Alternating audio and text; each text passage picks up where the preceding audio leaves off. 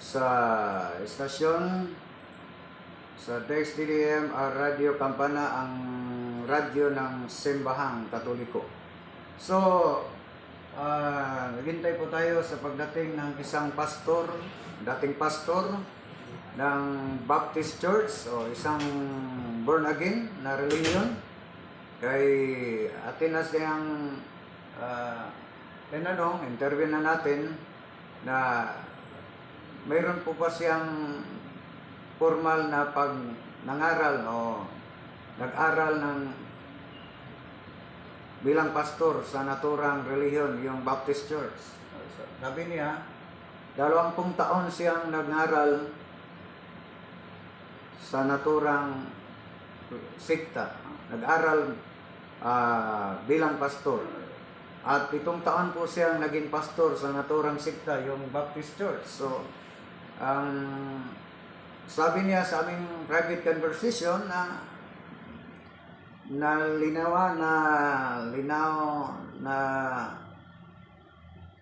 nilawan siya na mali pala ang mga turo sa naturang sikta, yung Baptist Church, yung isa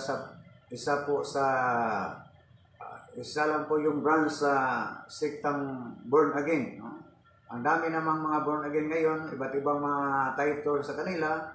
Merong Bible Baptist, Victory Baptist, mayroon pang Landmark Missionary Baptist, pero ang unang nakaparehistro sa naturang sikta, yung Baptist, si John Smith noong 1902 sa USA.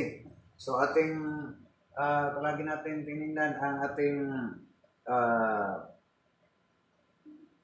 CCTV dito sa atin na pag dumating ng naturang pastor, si Pastor Ray Padilla, isang noong panahon, palagi siyang sasali sa doon pa tayo sa kabilang istasyon. Nakabisita po siya, isa po siyang panelist, silang Pastor Boning Reyes, sila palagi ang magsasama. Nakadiskusyon na po natin siya doon sa kabilang istasyon sa ating palatuntunan doon na ang pagsusuri ng katotohanan. So, bigla lang po kami blessing in disguise, nakita po kami sa dito po sa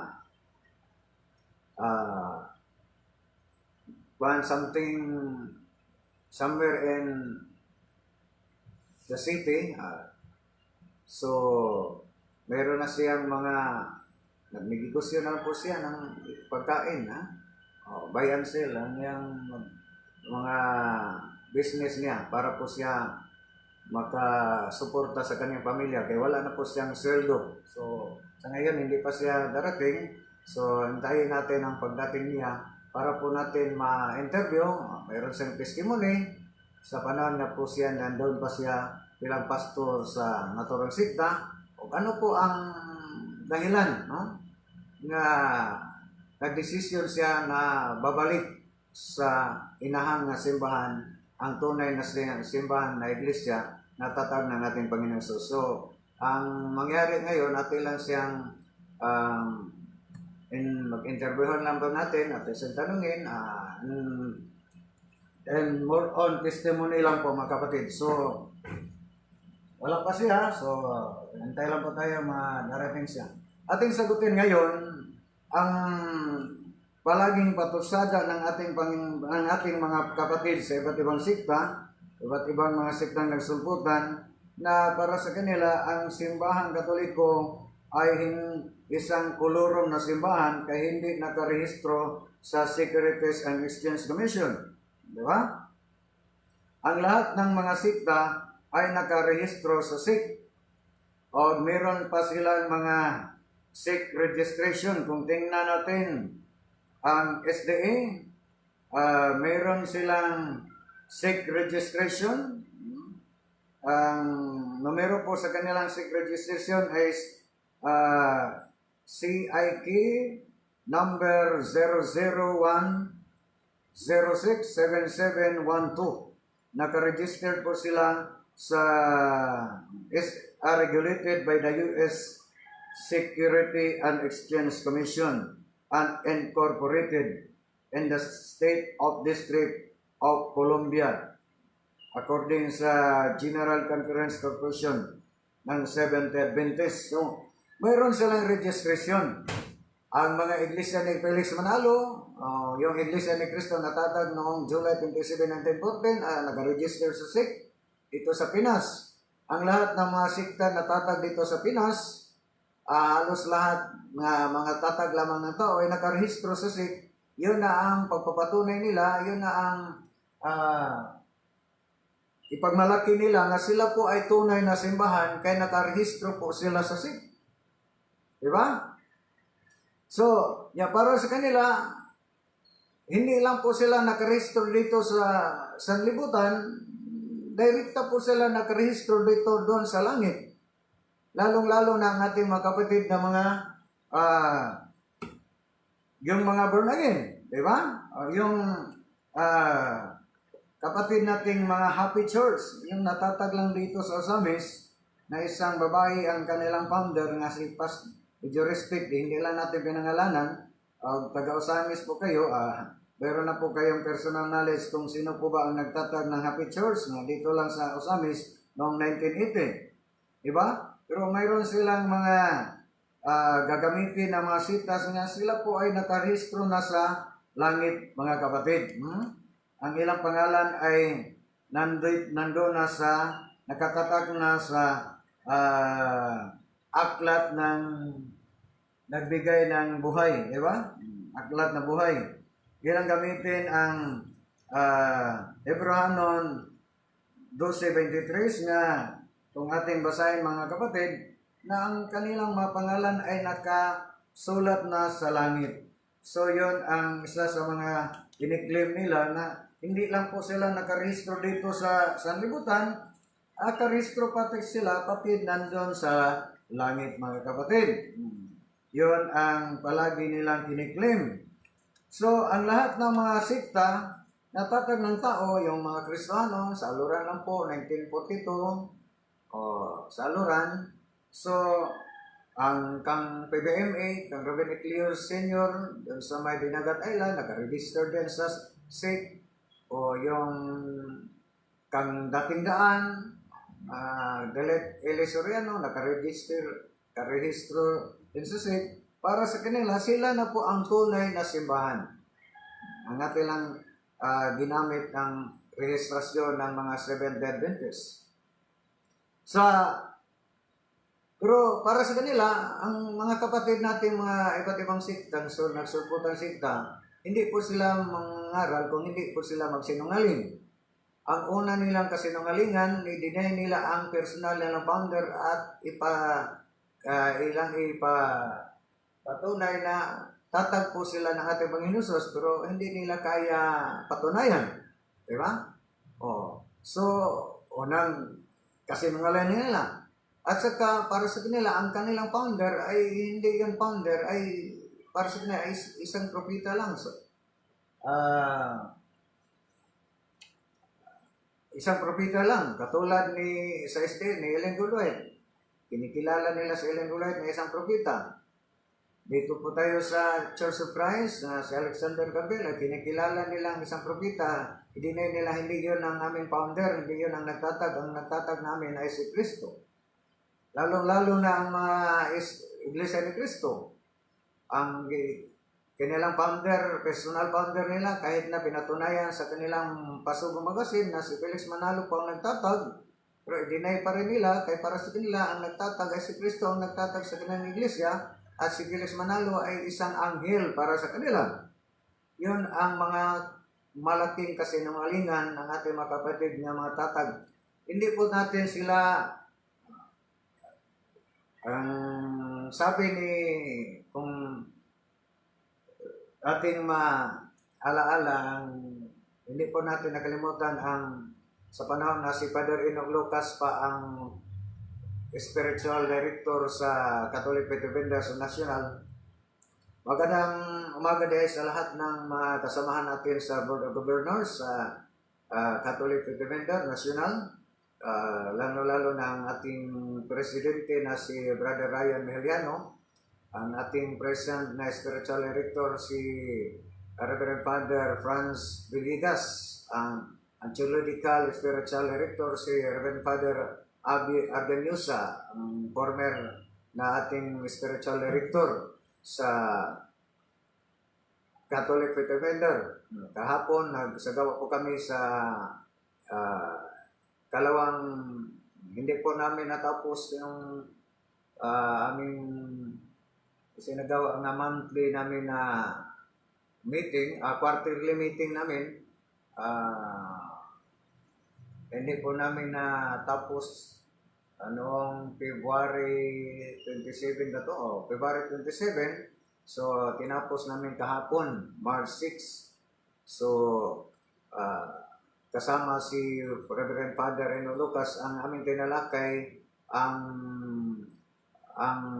isagawa na National Convention, Annual National Convention, pero sa 2020 hindi yun na tuloy dahil sa pandemya. Ang mag-host pa lang, ready na po ang chapter sa Biliran para po sila ang mag-host sa naturang Annual Convention sa Catholic Faith Defender, pero hindi po natuloy dahil sa pandemya. So, sa ngayon, pinaplan sila sa Board of Governors National, Ryan Mejeliano at saka ni Reverend Father Franz Villegas, na matuloy ang naturang convention pero through Zoom na lang. So, meron mga 4 na mga speakers. And then, ang isa sa mga topiko ang yung ating gunita ngayong taon, ang pagka 500 years ng Pinas. So, yun mga kapatid, ang ma-realize yun, by Zoom na lang po tayo magsagawa ng ating Annual National Convention. So, meron po din tayong mga registration at para po sa ating mga speaker ng stipend. So, meron po tayong mga sponsor nga mga OFWs din para sa malaki siguro hindi natin alam, wala po tayong idea kung magkano ang bayad po natin para sa Zoom. So, yun mga kapatid, update lang po. So, patuloy po tayo, wala pa hanggang ngayon, wala pa hindi pa dumating si Pastor Reed Padilla, pero nag-promise na po siya na magpunta siya sa ngayong araw ng linggo, sa ikalawang portion na lang po siya, kaya magsamba pa po siya para maguna po siya sa pagsamba. So, kung patuloy tayo mga kapatid, na para sa kanila, ang simbahang Katoliko ay hindi ating reconcile lang para palagi nilang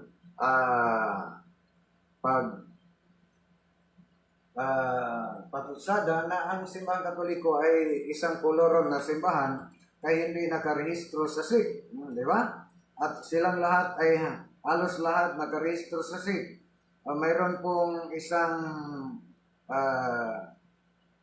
nag-conversation na 2 babae, at 3 sila, pero ang 2 lang pong babae nag-conversation, nagkumustahan po sila. Ang unang kumusta ng isang babae, kung ating tingnan ang kanyang mukha, mga 40 plus po siguro ang kanyang edad. Sabi niya, kumusta po yung simbahan mo? Ilan na po kayo? Sa amin, mga 25 pa po kami. Hindi pa yun marehistro. Mayroon na po kayong na-desisyon na ano po ang title sa inyong simbahan. Palagi lang po tayo, nakikinig lang po tayo. So, hindi pa. Meeting pa mayroon pa kami isagawang meeting siguro next week para po mag-desisyon na namin kung ano po ba ang tama na i-title po sa aming simbahan. So, kayo, kumusta po kayo yung simbahan? Sa mga 50 plus na po kami, pwede na rin may parehistro. Ano po ngalan yan? Hindi pa po kami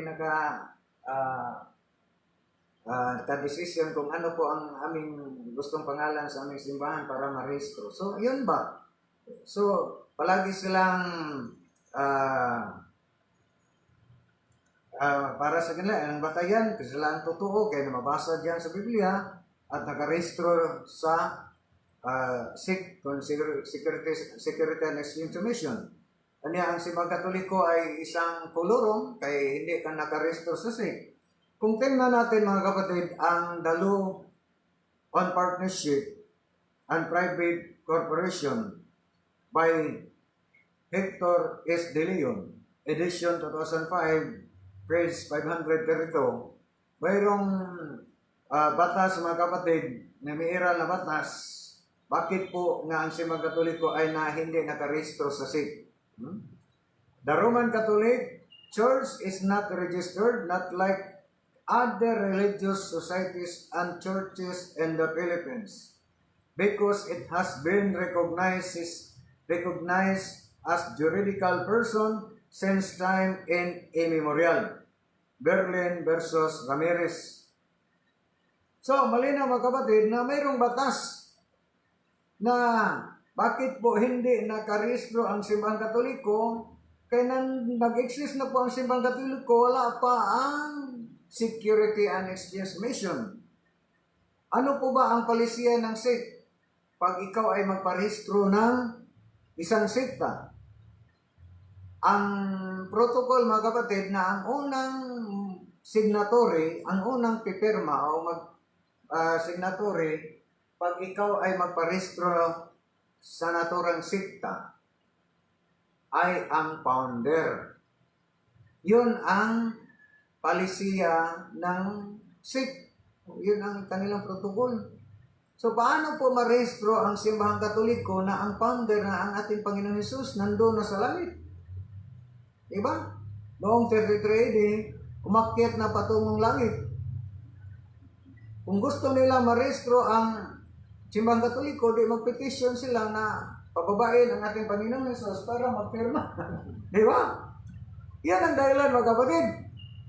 Kung para sa kanila, ang simbahang Katoliko ay isang kolorong kay hindi nakarehistro sa SIC. Ang tanong, ang simbahan bang tatag ng ating Panginoon Jesus noong 33 AD doon sa Jerusalem, nakarehistro ba sa SIC? Kung gayon, kung ang malinaw na mga kapatid na ang iglesia na tinatag ng ating Panginoong Jesus doon sa Jerusalem noong 33 AD, sa panahon na actual niyang sinabihan si San Pedro, diyan sa Mateo 16, 18 hanggang 19, ikaw si Pedro, isang bato at itatag ko ang aking iglesia, actual niyang sinabihan si San Pedro is 33 AD. Pero na kompleto po yon ang simbahan na tatag natin Panginoon Jesus sa panahon siya ay muling nabuhay at sinugo niya ang inuutasan niya ang mga apostoles na mangaral sa lahat ng dako ng mundo. Diyan mabasa natin sa Mateo 28, 19 hanggang 20. Diba? Tapos siya na muling nabuhay. So, kung tingnan natin mga kapatid na ang simbahan natin, tatag natin Panginoon Jesus, hindi nakarehistro sa SIC. Ang tanong, kung ang hindi, para sa kanila, sila lang po ang tunay na simbahan kaya nakarehistro sa SIC. Kanya ang simbahan ng ating Panginoon Jesus ay hindi nakarehistro para sa kanila. Kolorum ang simbahan na tatag ng ating Panginoon Jesus kaya hindi nakarehistro. Yun ang katibayan mga kapatid na ang simbahan Katoliko, yun po ang tatag na simbahan ng ating Panginoon Jesus na hindi nakarehistro panahon pa sa 33 AD. Pero ang tanong, kung para sa kina ay sila na po ang tunay na simbahan kay nakarehistro sa SIC at saka mabasa dyan sa mga sita sa Biblia, sila na po ang tunay na simbahan, din sila mabubuking mga kapatid, ating minamonitor, baka nandyan na si Pastor Ray Padilla. Hindi siya sumipot. Yun na lang, basta kay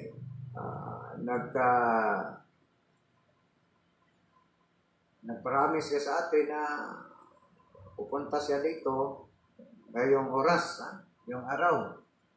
Then palagi natin makita siya na manghap ako one time na nagdadasal po tayo sa loob ng katedral.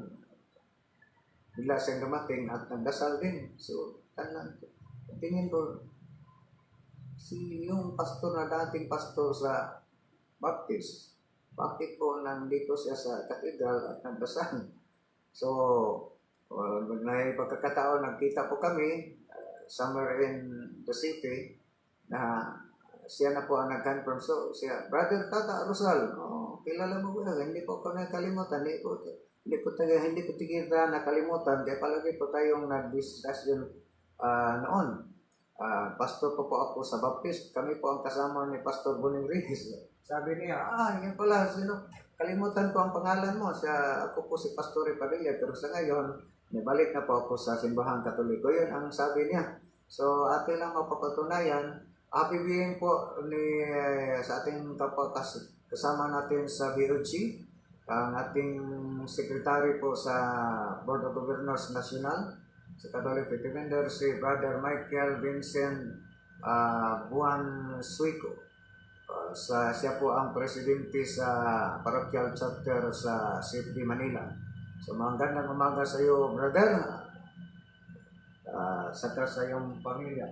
So, ating i-reconcile mga kapatid na ang simbang Katoliko mayroong batas na nagpapatunay na ang simbang Katoliko ay hindi nakarehistro dahil nag-exist na po yon, wala pa ang SEC, Security and Exchange Commission.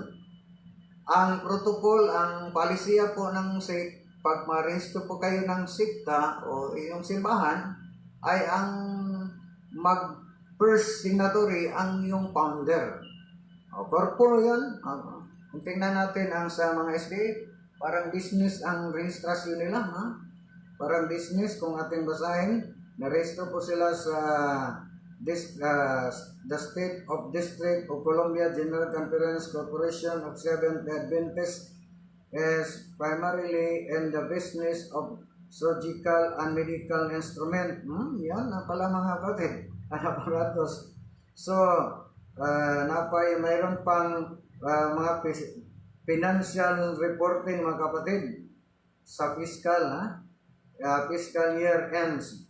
So, yun mga kapatid nga, pero i-deny nila na si Ellen G. White hindi yun ang founder, kaya para sila propita lang, diba? Propita lang. Kahit na pinatunayan sa sarili nilang aklat na si Ellen G. White, one of the founders of the Seventh Adventists, sa the 70 beliefs, sa kanilang aklat, the prophecy of the spirit of prophecy was active by Ellen G. White. The spirit of the gifts of the prophecy was active by Ellen G. White, one of the founders of the Seventh Adventists. Para sa kanila, hindi yun, kapatid, hindi yun founder. Yung sa Bisaya, para pangalan palusot, ay yung nakakaplag lang, yung mga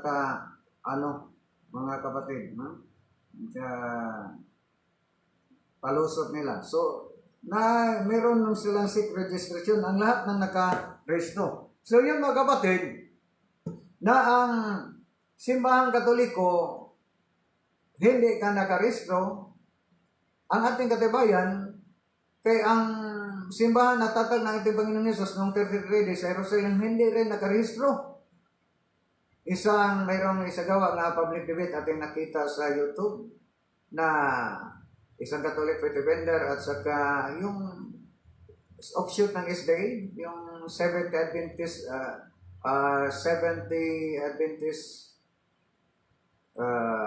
Church of God in Jerusalem. Pinatunayan niya, ginamit ng mga sitas dyan sa Biblia, pero sa rehistrasyon po siya na booking po mga kapatid, kaya nakarehistro ang simbahan na tatag natin Panginoon Jesus. Kung gamitan natin ang logic mga kapatid, kung tayo po nakaharap, ang una natin katanungan, yung Church of God in Jerusalem,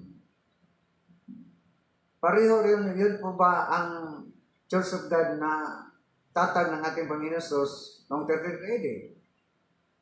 Di ba?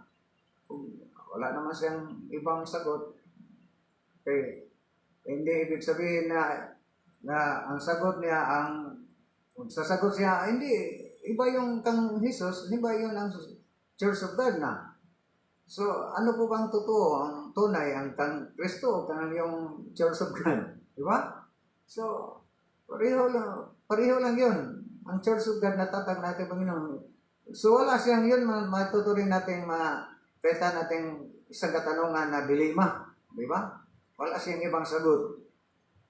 Sang-ayon po siya na ang tatag ng ating Panginoon Jesus na simbahan, yun lang ang tinatawag na Church of God in Jerusalem. Ang tanong, ang simbahan na tatag na ating Panginoon Jesus ay nag-aresto sa sick? Hindi. Hindi naman. Yung Church of God na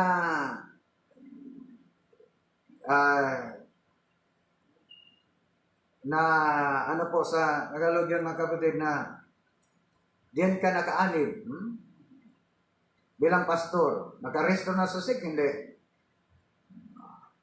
Malinaw mga kapatid na mayroon po din silang rehistrasyon. So, therefore, maliwanag na ang simbahan ng Church of God, hindi yun ang simbahan na tatag ng ating Panginoon Jesus. Kaya ang simbahan ng tatag ng ating Panginoon Jesus ay hindi nag-aresto. Dito tayo sa Iglesia ni Cristo at ilang i-reconcile mga kapatid ang pagkiklaim nila sila po ang tunay na simbahan kaya nag-aresto sila sa sick. Kung tingnan natin ang Iglesia ni Cristo, kailan po ba sila nag-aresto sa sick? Noong July 27, 1914. Di naman mahirap i-search natin mga kapatid. Google lang po tayo, lalabas na yun ang totoo mga kapatid. So, kung tingnan natin, nakarehistro po sila, inamin sa kanilang sariling magasin, pasugong kasi na si Felix Manalo ay nagtatag, mayroon tayong pasugong magasin na ating tingnan muna mga kapatid, pero baka na-delete natin, lahat mga kapatid ay na-delete. Wala na po natin makita dito sa ating na lahat na ay na-delete mga kapatid. So, na si Felix Manalo ang nakarehistro.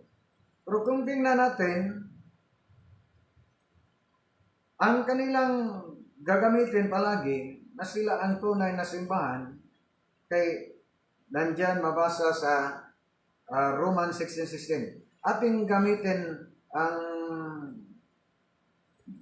sabi ni Padre Enoch Lucas, tayong mga Katoliko Itinera, hindi lang po tayo palaging nagdipinsa sa True Church, dipinsahan natin ang ating panampalataya sa ating mahal na Berhen, yung Mariology, dipinsahan natin, bakit po tayo mga Katoliko mayroong mga rebulto, bakit po tayo nagsamba ng mga rebulto, ating dipinsahan, kung pwede, hindi na po tayong palang nagdipinsa, opensiba na po tayo. Ate silang bubuking niya na sila ay tatag lamang ng tao.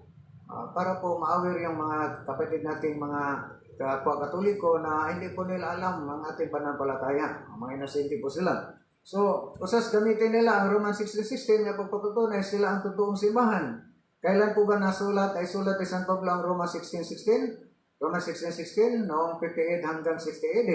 Kailan po ba natatag ang Iglesia ni Cristo dito sa Pilipinas noong July 27, 1914? So, malinaw na mga kapatid na inupot na nila ang sitas at iparesto sa sik at magsasabi na sila, magkiklaim na sila ang tunay na simbahan.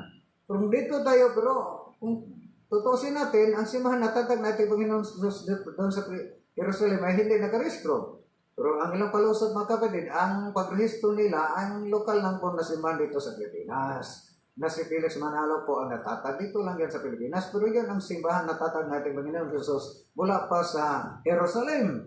Pero kung tanongin natin, kung ganon, sino po ba sa panahon ng mga apostoles na namatay na, sino po ba ang noong 100 AD, si John the Baptist, siya po ang last na namatay na apostol, di ba? 100 AD.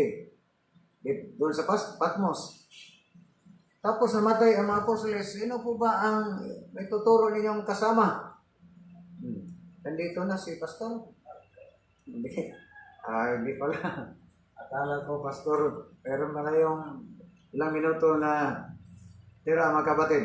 So, kung tingnan natin ang mga official pasugo magasin ng ating mga kapatid ng Iglesia ni Cristo, kay ang ilang taktik, ang ilang mga taktika, mga kapatid, para po sila, ang daming matukso nilang mga blind Catholic, gagamitin nila ang mga aklat po ng Simbang Katoliko at hindi nila tapusin sa pagbasa. Putol-putulon nila, di ba? Hindi nila tapusin, hindi nila basahin yung karugtong para po lang ma-mislead ang ating mga kasamahan ng Papa Katoliko, mga inosente. So, in-counter sila, ginamit ang kanilang sariling pasugo magasin, isang official magasin. Noon, ang mga diakono nila ay palaging nagbibigay ng pasugong magasin, libre, walang bayad. Pero sa ngayon, hindi na sila magbibigay ng pasugong magasin. Nakarealize po sila na sila lang po ang sa Tagalog, sa Bisaya, pamaunay po sila sa kanilang sariling magasin, di ba? Kung tingnan natin ang pasugo, Gola, labas, Marso, Abril, noong 1981, sa Pahina 3, mga kapatid, ano po ba ang nakasulat sa sarili nilang pasugo magasin? Truly, Romans 16:16 refers to the first church of Christ. So ano po ang ibig sabihin? Ang Roman 16:16 ay referado po yon sa unang iglesia ni Cristo. Diba? So hindi yun angkin ng mga kapatid natin mga SDA. Kaya ang Roma 16:16 ay nakaretirado sa unang iglesia ni Cristo. Sino po ba ang unang iglesia ni Cristo sa noong unang siglo? First century. Isa pa sa kanilang pasugo magasin, labas January, February 1993. Ano po ba ang pagpapatunay? The Catholic Church is the only church that claims to trace its origin to the first century. So malinaw na ang sarili na lang magasin ay nagpapatunay na walang iba na ang simbahan na nandyan na sa unang siglo, ang simbahan Katoliko. Hindi yun maklaim ng Iglesia ni Cristo, hindi yun maklaim ng mga Sabadista, hindi yun maklaim ng Church of Christ na tatag ni Alexander Campbell sa USA, hindi yun maklaim sa mga Kristiyano, tatag lang dito sa Aluran, sa Misamis Occidental, bayan ng Aluran noong 1942. Kailangan po tayong mga tao ay dito sa salibutan ay mga Kristohanon, o yun Kristiyanos o Kristohanon. Dalawa lang po klaseng tao dito sa salibutan, Kristohanon at saka Yawanon. So, asaan po kayo? Yawanon po kayo o Kristohanon? So, malinaw mga kapatid na pinatunayan sa kanilang sariling magasin na ang referado po yon ang Roman 16:16 sa simbahan noon pa sa unang siglo. O walang ibang simbahan na nakasimula pa sa unang siglo, ayon sa kanilang pasugong magasin noong 1993, walang iba ang Catholic Church. Yan mga kapatid.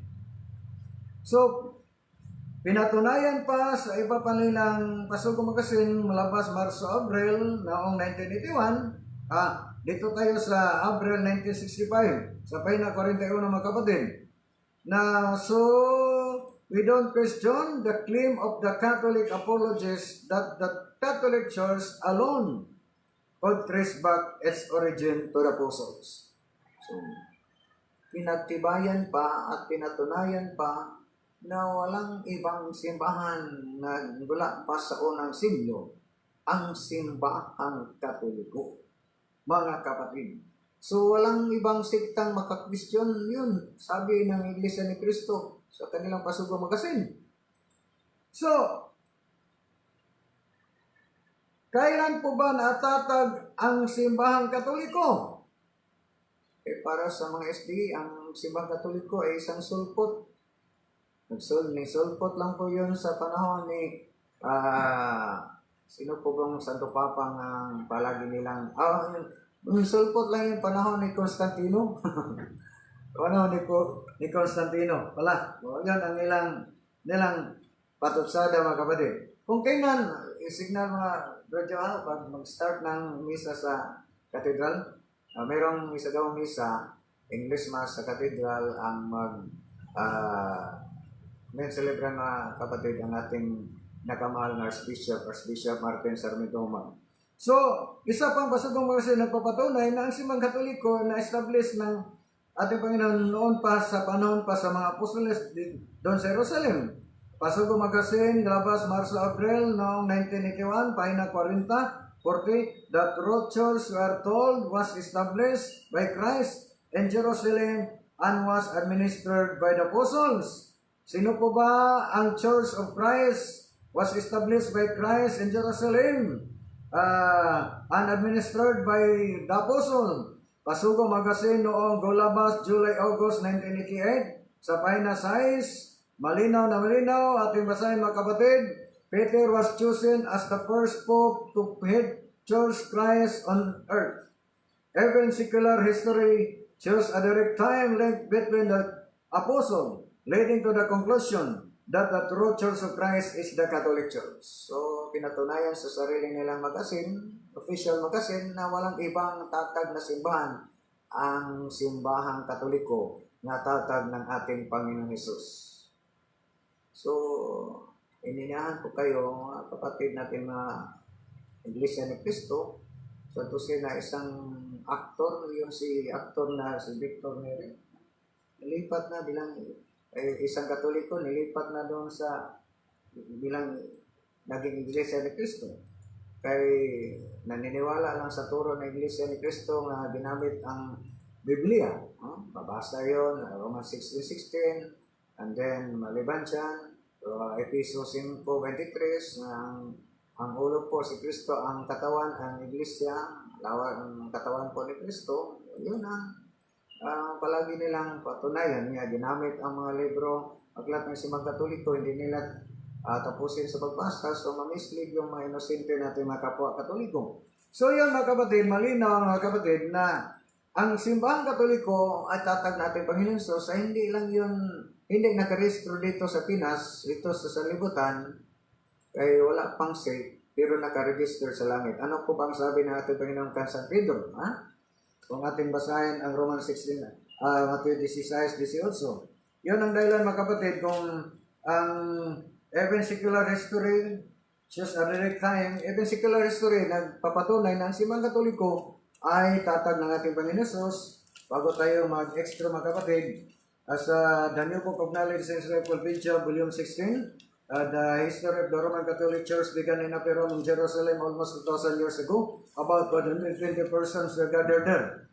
So, malinaw mga kapatid, then, yung word Catholic, hindi yun maangkin sa iba't ibang sikta. Para sa mga Muslims, sila po ay Catholic, kay universal po sila. Ang mga SDA, magkiklaim po sila nga sila ay Catholic, kay universal po sila.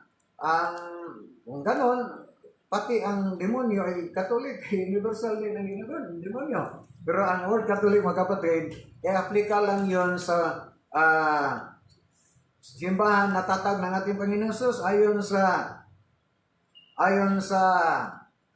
Collier's Encyclopedia Volume 6, Volume 5, page 106. That is Catholic Church, Greek Catholicos, universal, term generally applied to the divine society, founded by Jesus Christ and endowed by the outpouring of the Holy Ghost on the day of Pentecost, hence of it called Roman Catholic Church. Yung ang word na Catholic, mga kapatid, i-applikar lang yon sa iglesia na tatag ng ating Panginoon Jesus. So, hindi yon pwede gamitin sa iglesia o sikta na tatag lamang ni Felix Manalo, tatag lamang ni Alexander Campbell, tatag lamang ni Ellen White at iba't iba pang mga sikta. Diba? So, i-applikar lang yung word Catholic sa simbahan na tatag, iglesia na tatag ng ating Panginoon Jesus. Word Catholic, ngayon, term generally applied to the divine society founded by Jesus Christ. So, ang yung word Catholic, i-applikar lang po yun sa simbahan na tatag ng ating Panginoon Jesus. Wala na po tayong tamang oras pagpatuloy. So, hindi nakarating si Pastor Padilla. baka next Sunday, magkasama na natin para ating ma-interview, para ma-testimony niya ano po ang nangyari, ano po ang dahilan, bakit po siya babalik sa balaan nating simbahan ng Simbahang Katoliko.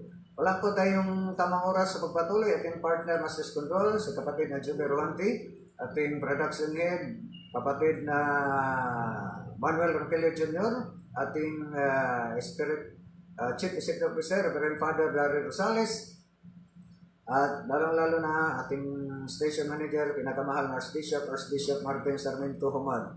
Nihap sa Catholic Fraternidad Rosales City Chapter at sa National, sa Board of Governors, pinagalan po ni kapatid Ryan Mejeliano, ating National President, at sa ating Spiritual Director, si Reverend Father Franz Villegas, at sa Theological Spiritual Director natin si Reverend Father Abby Arganiusa, at saka si Reverend Father Enoch Lucas sa Cebu. Inyong lingkod, Brother Tatausal, maraming salamat. Magandang umaga, magandang linggo, at pagpalain po yung kami ng may kapal. God bless us all. Magandang umaga. Data sa reklamo PPX, wag ang administrasyon sa kapatulan, justisya, kapag-gagan o kinahiyang PPX. Tumaku, kung magtumbako,